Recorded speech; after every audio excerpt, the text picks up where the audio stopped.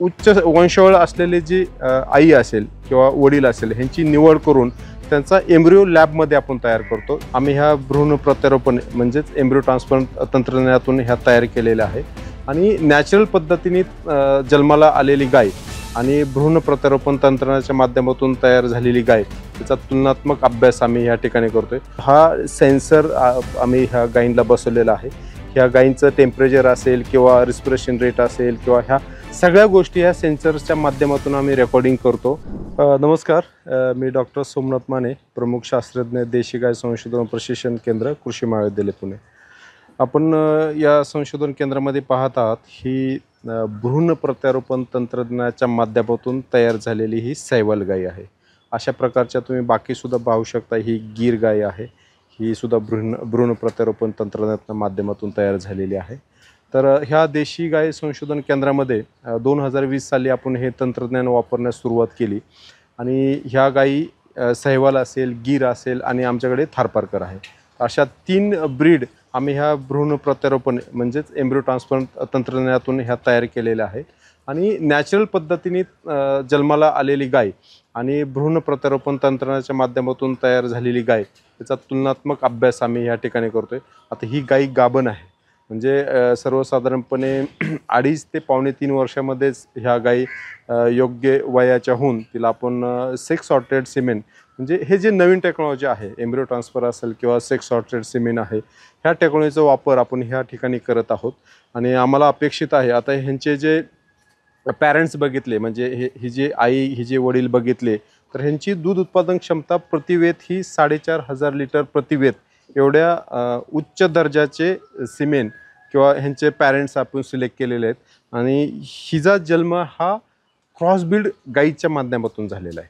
म्हणजे आपण जे म्हणतो की देशामध्ये जर पाहिलं तर फक्त 20 ते 22% गाई प्युअर राहिलेले आहेत. आणि शासनसुद्धा खूप मोठ्या प्रमाणात एम्ब्रिओ ट्रान्सफरच्या लॅब तयार करत आहेत.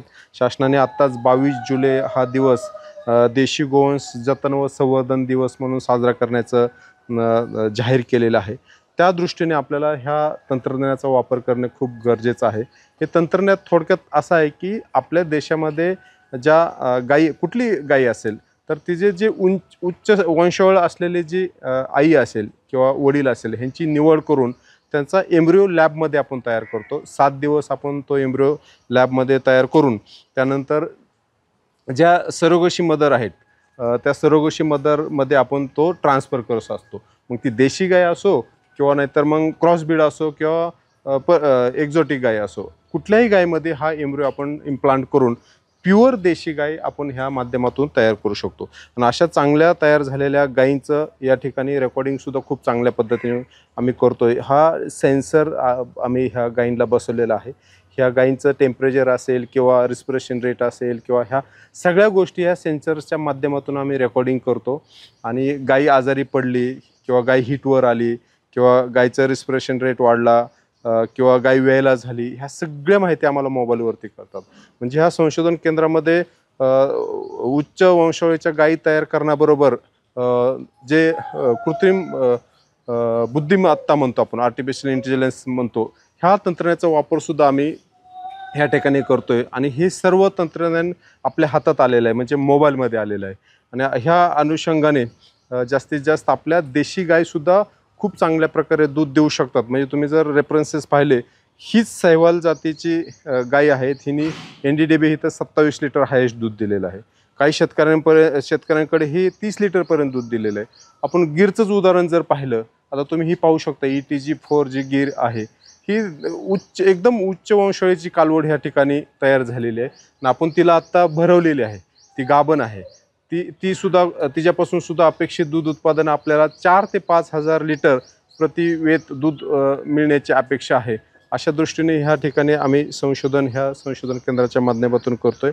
आपल्याला जर हे आपलं जे हे सोनं आहे, भारताचं हे सोनं आहे, अनेक देशामध्ये पहा, ब्राझीलने त्यांची शेतकऱ्यांची इकॉनॉमी ह्या गायीवरती ही केलेली आहे. गीर गायीवरती त्यांची इकॉनॉमी आहे. ही सैवालसुद्धा ऑस्ट्रेलिया असेल किंवा केनियामध्ये खूप मोठ्या प्रमाणात तिथल्या शेतकऱ्यांनी ह्याचा वापर करून त्यांचं दूध उत्पादन वाढवलेलं आहे. आपलं हे भारताचं सोनं आहे आणि त्याचं जर आपल्याला संवर्धन जतन करायचं असेल तर आपल्याला ह्या नवीन तंत्रज्ञानाचा वापर केल्याशिवाय पर्याय नाही. तरी सर्व शेतकऱ्यांना किंवा जे गोप्रेमी आहेत, म्हणजे गोप्रेमी ह्या अर्थाने म्हणतो की काही शेतकरी जीवापाड गायी सांभाळत असताना पिढ्यानपिढ्या, तर त्या शेतकऱ्यांनी सुद्धा आपल्याला जर पुढची वंशावळ आपल्याला चांगल्या प्रकारे उत्पादन करायचे असेल तर आपल्याला ह्या एम्ब्रियो ट्रान्सफर असेल किंवा आर्टिफिशियल इंटेलिजन्स असेल ह्या तंत्रज्ञानाचा वापर करूनच आपण पुढं जाणं हे गरजेचं आहे. हे मला या ठिकाणी सांगायचं आहे. धन्यवाद.